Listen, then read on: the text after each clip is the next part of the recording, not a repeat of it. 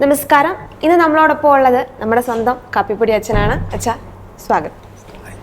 അച്ഛൻ ഇന്ന് നമ്മളെ കൂടുതൽ ചിന്തിപ്പിക്കാനോ അല്ലെങ്കിൽ വചനം പ്രഘോഷിക്കാനോ അങ്ങനെയുള്ളൊരു കാര്യങ്ങളുമായിട്ടല്ല ഇപ്പം നമ്മളോടൊപ്പം ഉള്ളത്.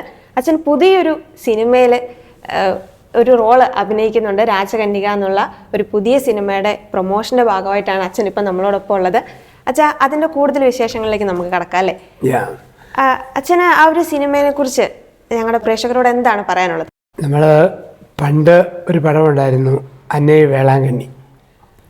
അത് 10 പതിറ്റാണ്ടുകൾക്ക് മുമ്പ് വേളാങ്കണ്ണി മാതാവിനെ കുറിച്ചൊക്കെ പഠിപ്പിക്കുന്ന നല്ലൊരു ചിത്രമായിരുന്നു. അപ്പം അതിനുശേഷം മിശിഹാചരിത്രം വന്നു, സ്നാപയോഗ്യം വന്നു, പലതും വന്നാലും ഈ പരിശുദ്ധ അമ്മയെക്കുറിച്ചുള്ള ഒരു പ്രത്യേക പടം മലയാളത്തിലില്ല ശരിക്കുള്ളത്. അപ്പം ഒരു ഗ്രൂപ്പ് പ്രാർത്ഥിക്കുന്ന മനുഷ്യർ എല്ലാവരും തീരുമാനിച്ചു മാതാവിനെക്കുറിച്ചുള്ള ഒരു പടം ഇറങ്ങണം.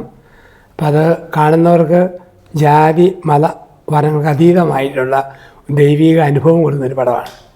അപ്പം അങ്ങനെയുള്ളൊരു പടമായിട്ടാണ് പിടിച്ചിരിക്കുക.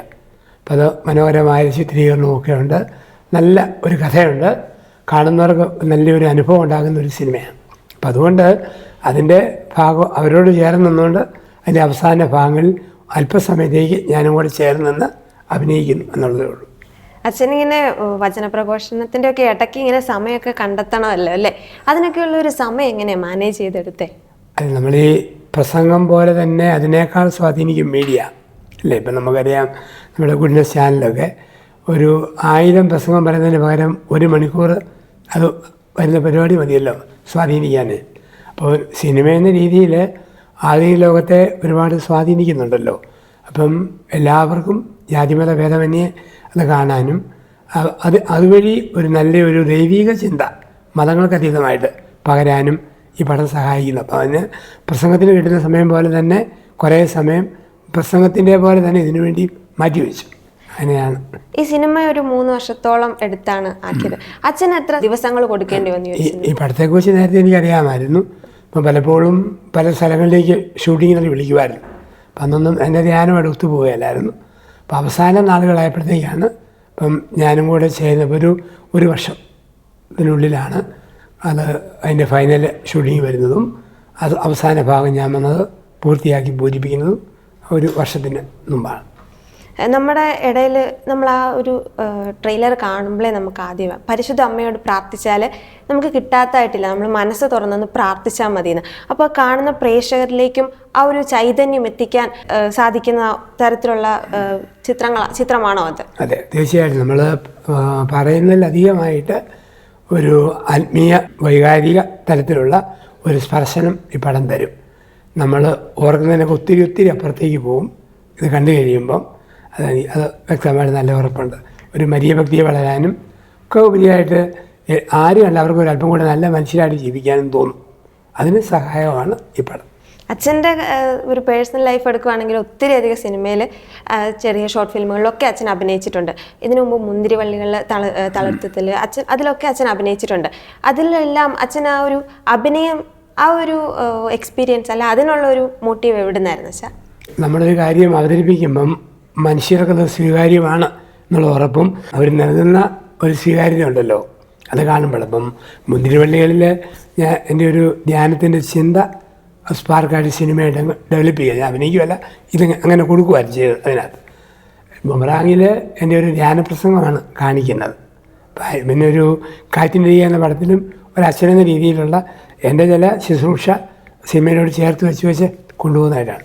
ഇത് ഒരു നല്ലൊരു ഒരു ഫുൾ സിനിമ തന്നെ അതിൻ്റെ അവസാന ഭാഗം പൂർത്തിയാക്കുന്നിടത്ത് വന്ന് മുഖം കാണിക്കുന്നു എന്നുള്ളതാണ്. അപ്പോൾ ഇത് നമുക്കൊരു ധ്യാനപ്രസംഗം പറയുന്നത് പോലെ തന്നെയുള്ള ഒന്നായിട്ട് ജനങ്ങളിലേക്ക് എത്തുമെന്ന് ഉറപ്പ്.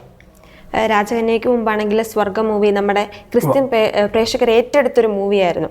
അതുപോലെ തന്നെ അതിൽ കുറച്ചുപരി നമ്മുടെ കുടുംബങ്ങളിൽ നമ്മുടെ കുടുംബാംഗങ്ങൾ കണ്ടിരിക്കേണ്ട ഒരു സിനിമയാണോ നമ്മുടെ ഈ രാജകന്യക? തീർച്ചയായിട്ടും.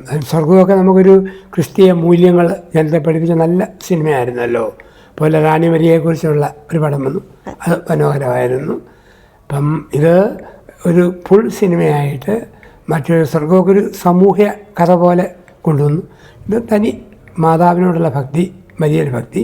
അപ്പോൾ ആ രീതിയിൽ വളരാൻ സഹായിക്കുന്നതും, പക്ഷെ അതോടൊപ്പം നമ്മുടെ പൊതുജീവിതമായിട്ട് ചേർത്ത് വെച്ച ചില ചെറിയ ശകലങ്ങൾ അങ്ങനെയെല്ലാം ഒത്തുവെച്ചുള്ള പടമാണ്. ഇത് ഒത്തിരി ഒരുപാട് വിജയിക്കുമെന്നാണ് എൻ്റെ വിശ്വാസം. നമ്മുടെ യുവജനങ്ങൾക്കാണോ അതോ പ്രായമായവർക്കാണോ ഇത് ഏറ്റവും കൂടുതൽ എൻഗേജ് ചെയ്യിക്കാൻ പോകുന്നത്? ഏത് പ്രായത്തിലുള്ളവരായിരിക്കും? ഇത് എല്ലാവരും ഒരുപോലെ കാണും. ഈ പ്രായമായവർ വലിയ ഭക്തിയോടെ കാണും. ചെറുപ്പക്കാർ ഒരു ഫിലിമിൻ്റെ രീതി തന്നെ കാണുമ്പം അറിയാതെ അവരിലേക്ക് ഒരു സ്പർശനമായിട്ട് കടന്നു വരും. കുഞ്ഞുങ്ങൾക്ക് ഒരു വലിയ ഭക്തിയെ വളരാനുള്ള ശക്തി കിട്ടും. സകലർക്കും ഒരു നല്ല ഒരു മനുഷ്യജീവിതം നയിക്കാനുള്ള പ്രേരണ നൽകുന്ന പടമാണ്. ഇപ്പം നമ്മളെല്ലാവരും വന്ന് കാണണം, പടം വിജയിപ്പിക്കണമെന്നാണല്ലോ അല്ലേ അച്ഛനും പറയുന്നത്? അതെ, തീർച്ചയായിട്ടും വരിക, കാണുക. അത് കാണുന്നത് വഴി അതിൻ്റെ നിർമ്മാതാക്കൾക്കും അതുമായിട്ട് ബന്ധപ്പെട്ടവർക്കൊക്കെയുള്ള ഒരു പ്രോത്സാഹനമാണ്. അതിലൊക്കെ ഉപരിയായിട്ട് കാണുന്നവർക്കൊരു ആത്മീയ ഉണർവും സമ്മാനിക്കും രാജകന്യക. താങ്ക് യു അച്ഛൻ.